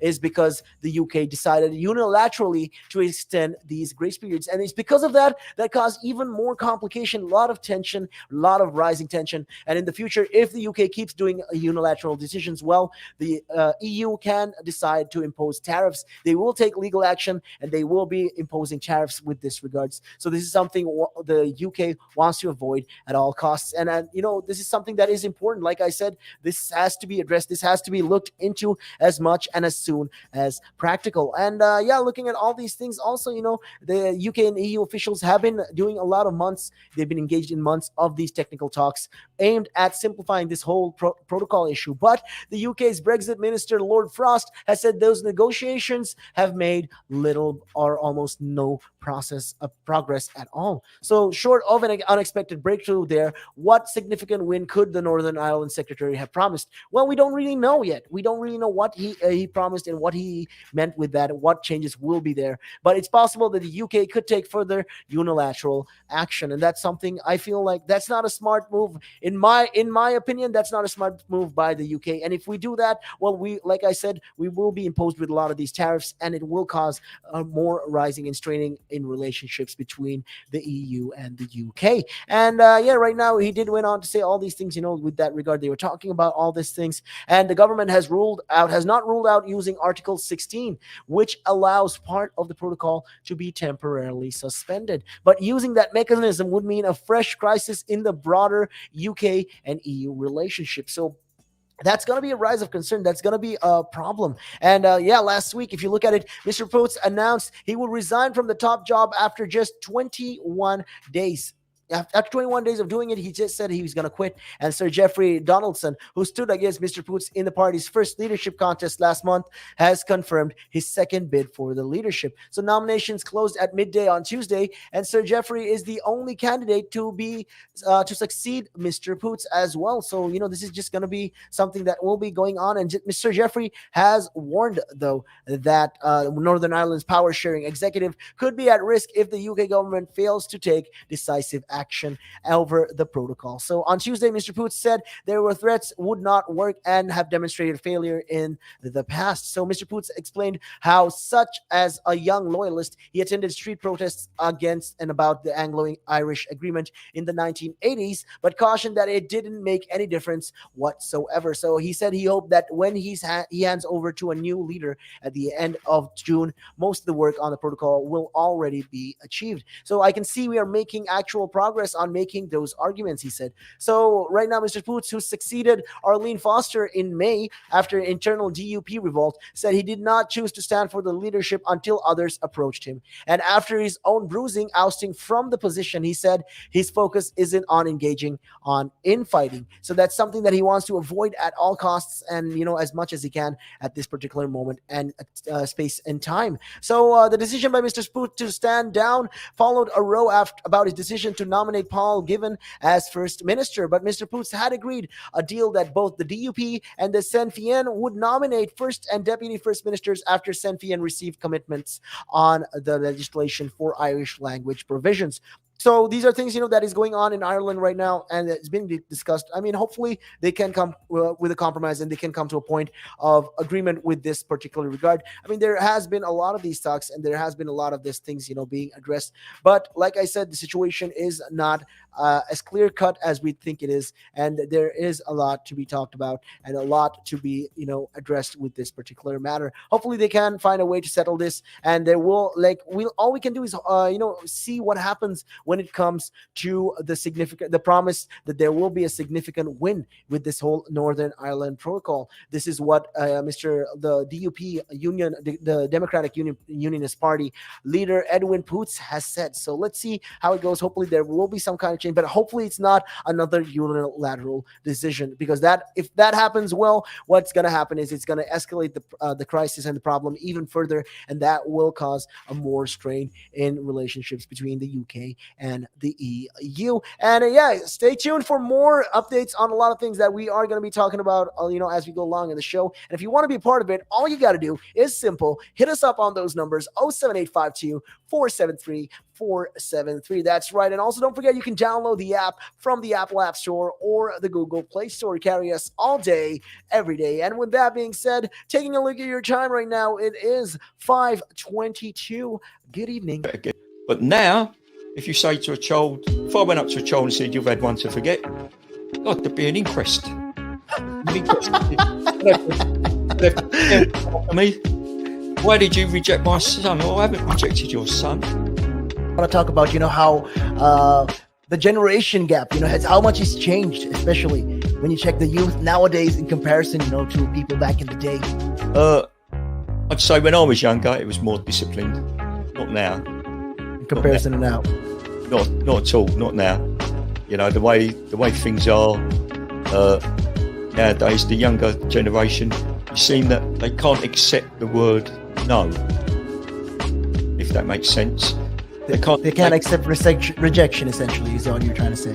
Yeah, they can't accept the word no. So if you how did I do? Or you didn't do very well, and they get upset. And when I was a youngster, my father used to say to me, because I used to be sport mad when I was very young.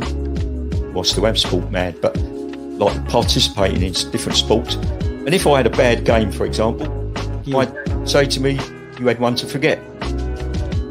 That's it. Your dad sounds like a smart guy. I mean, that's the real fact of the matter, yeah. He'd say to me, you had one to forget. Get over it. And that was it. So I'd dust myself down and do it again. But now, if you say to a child, if I went up to a child and said, you've had one to forget, God, there'd be an inquest. An inquest. Me, why did you reject my son? Oh, I haven't rejected your son. Or daughter. I've just told them that they need to buck their ideas up. That's the truth right there. I mean, if you think about it, if you check the generations, like right now in the US as well, I've seen a lot of these things as well in the UK. You get medals for participation. But what's the point? What are you trying to? Yeah, what's the point? Either you win or you lose. People are so afraid to put that whole notion of losing. When it comes to right now, the generation gap is just crazy. How much a lot has changed. Social media has taken control of our lives, and we don't even realize it anymore. We're crippled because of it. That's absolutely right, Nick. Because as you said, nowadays it seems that you get rewarded for failure.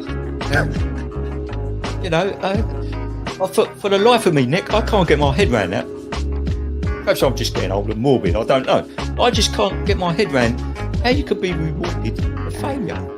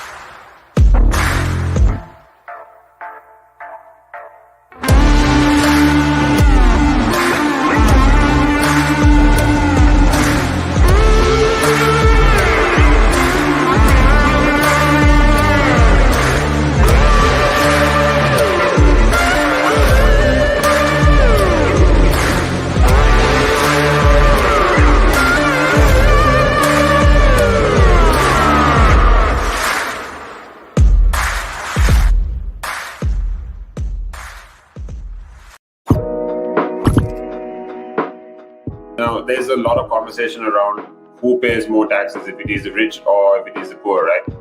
But when you are basically going out and during a day, if you go to a restaurant, you have to pay taxes there. If you buy a car, you have to pay taxes there. So why is it even a conversation that, the rich pay less taxes or the poor pay more taxes? Why is it a conversation like that? Because it's true, the rich generally pay less tax. A rich person walks into a Tesco's or a Sainsbury's, they're not going to get a different bill than another person, right? They're still going to pay the same VAT on those goods, they're still going to pay the same thing. So that's all the same. However, the differences come in if you can pay yourself from your own company, you can structure it in a way that you pay less income tax through paying a bit of salary, paying dividends and so forth, and then also deferring income. Also, your pension payments or contributions can be different. So that increases your tax sort of gap, if you want to use it that way. Where a PAYE person just gets paid salary and bonus. And now those are the most highly taxed sources of income in the UK, definitely, in the UK. We've seen it, right? If an owner of a large public traded company does something wrong, irrelevant of what that company does or how valuable that company is, the stock generally falls into a pool of nothing, right? Because in a public company where the stock is traded openly on the stock exchange, the value of that stock is driven by supply and demand, it's driven by emotion, it's driven by news, it's driven by quite a lot of variables over and above the actual accounting or total net worth of that company.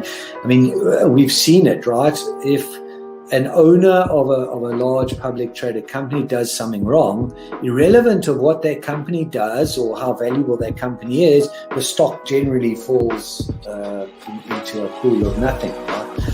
And the company may still have value, it may still be doing quite a good things.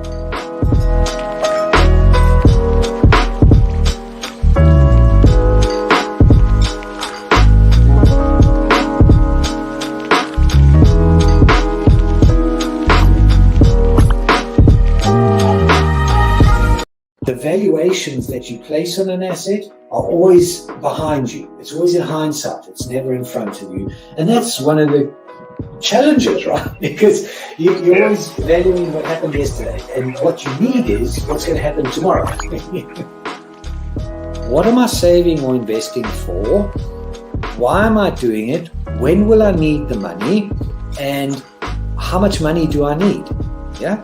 So that's quite important, because when you're looking at your net worth, you've got to start and say, well, what do I want my net worth to be, so that there's a goal, and then work backwards. How do I get there?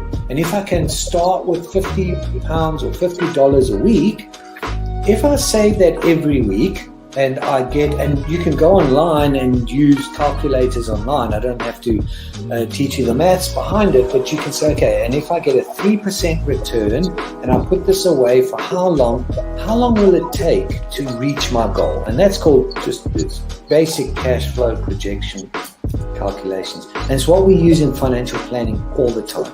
What we say to clients is we say, okay, what is your goal? What is your objective? Where do you want to go to?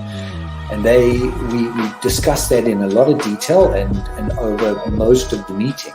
And then the rest of it is saying, okay, in your exact circumstances, with your risk profile, with how you feel about investments and pensions and taxes and where you are and who you work with, and your education level or your lack of education or how involved you want to be. There's a lot of variables that we take into account.